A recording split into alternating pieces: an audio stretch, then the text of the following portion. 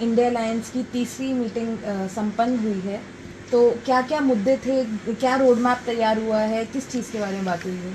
देखिए, ये जो मीटिंग हुई, तीसरी मीटिंग इंडिया अलायंस की, बहुत ही सार्थक मीटिंग हुई और अच्छी चर्चा हुई 2 दिनों के अंदर।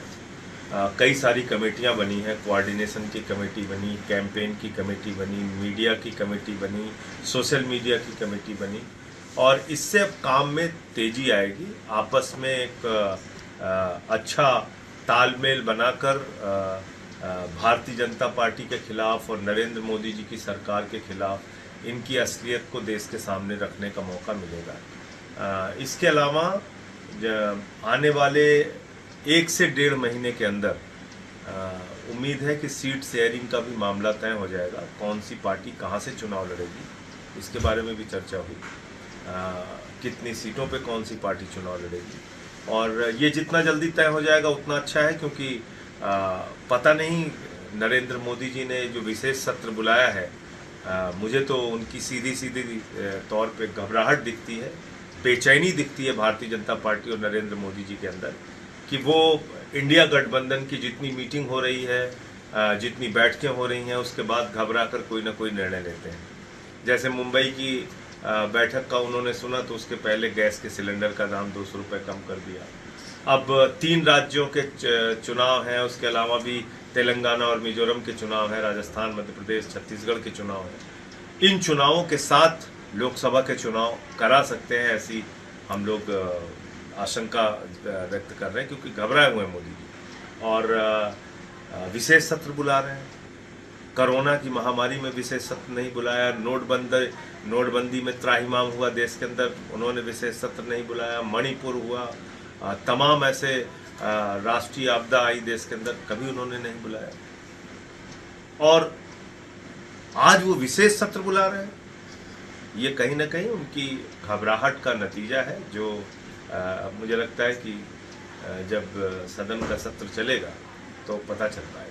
कैंपेन कमेटी मेंबर हैं आप, आपने बताया, तो किस तरीके से आगे, जैसे आपने बोला कि सीट शेयरिंग पे भी अगले 1-1.5 महीने में बात होगी, तो किस तरीके से इसको आगे ले जाने का रोड मैप तैयार किया है? देखिए, जहाँ तक कैंपेन कमेटी का सवाल है या जो और भी कमेटियां बनी हैं, हम सारे जो ये इंडिया अलायंस है, इसका मकसद क्या है? प्रधानमंत्री नरेंद्र मोदी जी सिर्फ एक व्यक्ति के लिए काम कर रहे हैं। सारे आकाश से लेके पाताल तक, जहाज से लेके जमीन के नीचे का कोयला तक, सब कुछ अपने दोस्त को देते जा रहे हैं। आज भारत की बदनामी पूरी दुनिया में हो रही है, जिस तरह से भ्रष्टाचार के मामले प्रधानमंत्री के करीबी दोस्त के सामने आए हैं। बेरोजगारी का आलम यह है कि 4 साल की नौकरी सेना में आप दे रहे हैं और -50 डिग्री टेम्परेचर में आप कह रहे हैं +50 डिग्री टेम्परेचर में सियाचिन और जैसलमेर में हमारे जवान जाके ड्यूटी करेंगे। लेकिन जो मोदी जी के करीबी हैं, उनका लाखों करोड़ रुपए माफ कर दिया गया।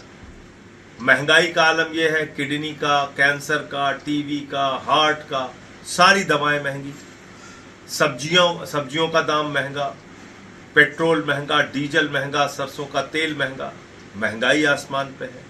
किसान को उसके फसल का दाम नहीं मिलता, लाठियां मिलती हैं।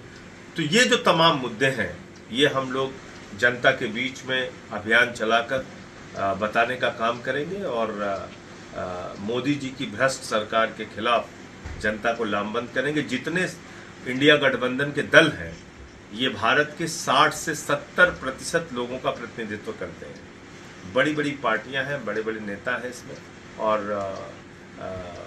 मैं एक ही बात कह सकता हूं कि 2024 के अंदर इंडिया का प्रधानमंत्री बनेगा, अडानी का प्रधानमंत्री नहीं बनेगा। इंडिया के प्रधानमंत्री को लोग जिताएंगे इस बार, अडानी के प्रधानमंत्री को हराएंगे।